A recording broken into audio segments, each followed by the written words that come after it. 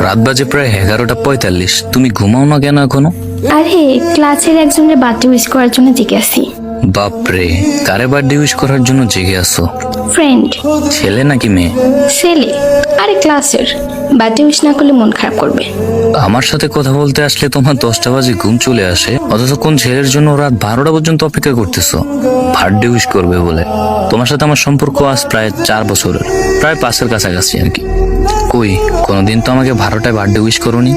আর সবচেয়ে বড় কথা হলো তোমার ছেলে বন্ধু আছে, আমি তো কখনো শুনিনি। তবে নীরব নামের একটা ছেলে নাকি তোমার ভাই, তাও ক্লাসমেট। যাই হোক, ওটা নিয়ে আমি কখনো কিছু বলি নাই, কিন্তু হঠাৎ ছেলে ফ্রেন্ড আবার উইশ করার জন্য রাত 12টা পর্যন্ত অপেক্ষা। আরে তুমি এসব কি উল্টাপাল্টা ভাবো? ও আমাকে উইশ করেছে একদিন, সেজন্য আমিও যদি উইশ না করি কেমন দেখাবে না ব্যাপারটা?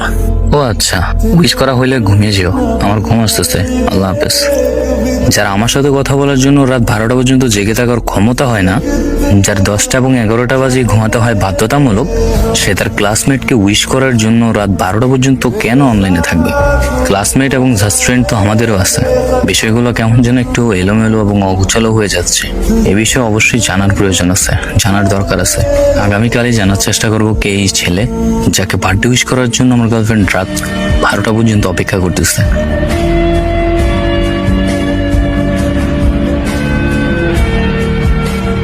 নীরব না তুমি? হ্যাঁ, কিন্তু আপনি কে? তোমাদের স্কুলেই পড়তাম। ও আচ্ছা। আচ্ছা, তোমাদের ক্লাসের কালকে বার্থডে ছিল কার? আমার বন্ধু রাফির। ও, তো তুমি তানিয়ার কি হও? আমি বেস্ট ফ্রেন্ড ওর। ও আচ্ছা, রাফি কি হয় তানিয়ার?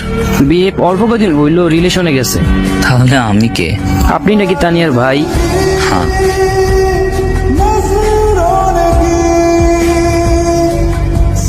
হ্যালো ভাই।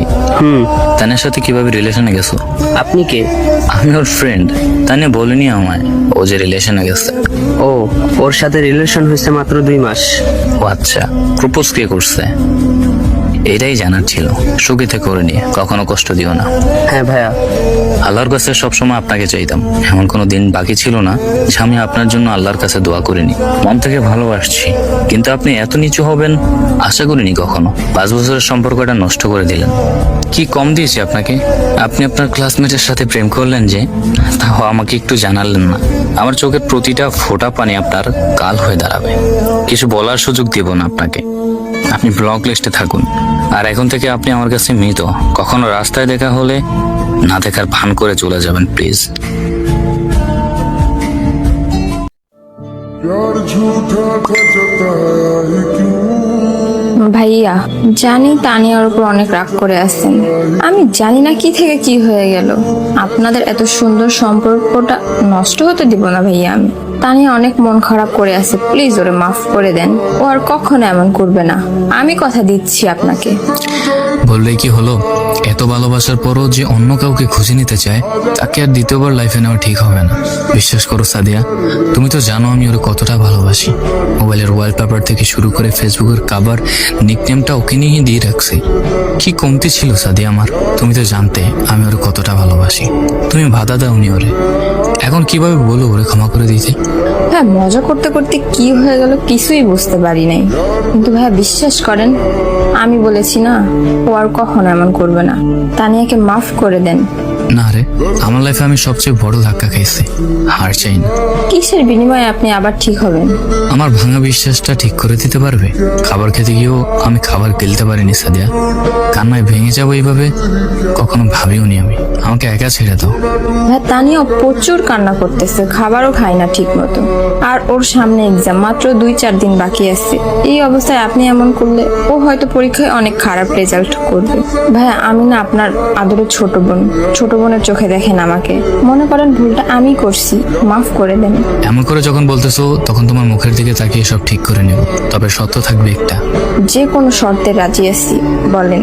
ওর হোয়াটসঅ্যাপ, ইমো, ফেসবুক থেকে শুরু করে সব আমার কাছে থাকবে। আমার অনুমতি ছাড়া ও কিছুই করতে পারবে না। যেমনি বলবো অমন করে চলতে হবে। যদি চলতে না পারে তাহলে লাগবে না। ওকে ভাইয়া, ও আপনাকে সব দিবে। প্লিজ ওরে আগের মতো করে ভালোবাসেন। আবার সময় লাগবে। ভেঙে যাওয়া বিশ্বাস অনেক কষ্ট কিছুটা দিতে হবে। আপনি সুন্দরভাবে ভালোবাসতে পারেন, আপনিই পারবেন, সমস্যা নেই। আপনার আবার আগের মতো হয়ে গেলে আমার থেকে বেশি খুশি হয়তো আর কেউ হবে না। ঠিক আছে, তোমার খুশির জন্য আমি আবার ওর সাথে সম্পর্ক জোড়া লাগানোর চেষ্টা করব। সবকিছু ঠিকঠাকই ছিল, ভাঙা বিশ্বাসটা আবার আগের মতো গুছিয়ে ওঠার চেষ্টা করতেছিলাম, এবং দিন শেষে সেই ধাক্কাটা আবারও খেলাম।